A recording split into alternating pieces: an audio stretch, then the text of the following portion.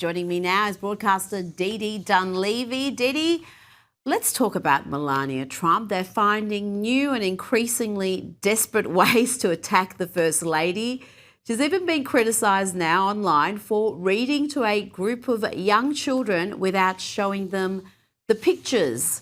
Dee, the First Lady was at the Children's National Hospital and read How Does Santa Go Down the Chimney to the children, but I don't know, some folk online were upset.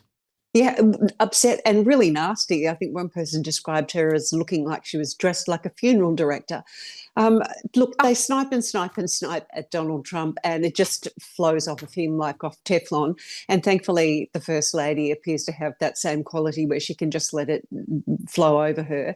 She was doing something really sweet and kind. She was upholding a long-standing tradition, which is to go and read to the children at that hospital. At Christmas time. And if I was one of the children in that room and I was given the choice of looking at a picture in a book and of looking at Melania Trump, I'd choose to look at Melania Trump. So I don't imagine the children were upset at all. And I applaud her. She genuinely cares about children. She did that beautiful visit to the Scouts with Princess Catherine when the Trumps were in the UK. She was at Quantico at a base, an Air Force base recently, looking after the children of military families and giving them presents as well. I don't think she would care at all about these online attacks. No, I don't think. I think she has got that Donald Trump quality of just having absolute disdain for most of the media and the trolls online.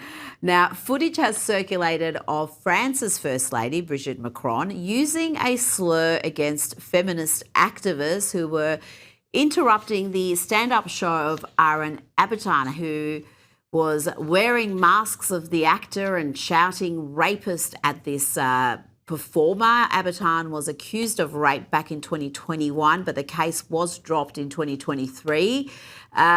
Interesting here, Dee, that Brigitte is reported to have said in French, of course, if there are any stupid bitches, we'll kick them out, using a vulgar expression in French.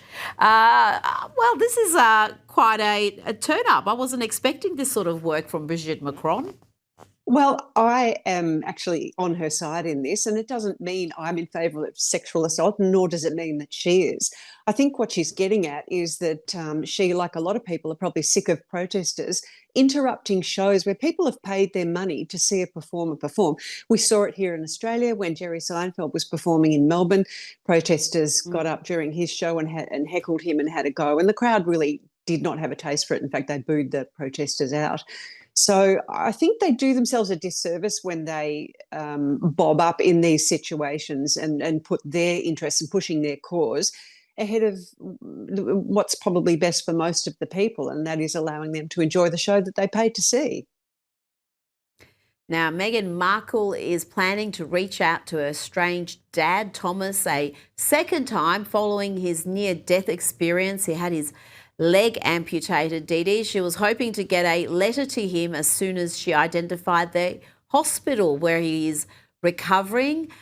Dee, a source has told, source that's supposedly close to Meghan has told Page Six that she had been calling local hospitals to try to locate her father so that this letter could be delivered to him. Yeah, well, I've called poppycock on most of this, and a letter? Like what? Is she having it delivered by pigeon? This is just crazy in this day and age, that this woman who holds herself up and is happy to be lauded as a founder and a great, successful, intelligent woman cannot get a message to her father. Well, it's probably close to a week now. I think it's unacceptable, and I feel really sorry for him. He seems to me to have been a very good and decent man. I think he did most of the heavy lifting when she was a young woman, raising her and taking her on set, and she's spoken about that in years past, about how she enjoyed going to work with her father. So there was a good relationship there. For whatever reason, it has fallen apart.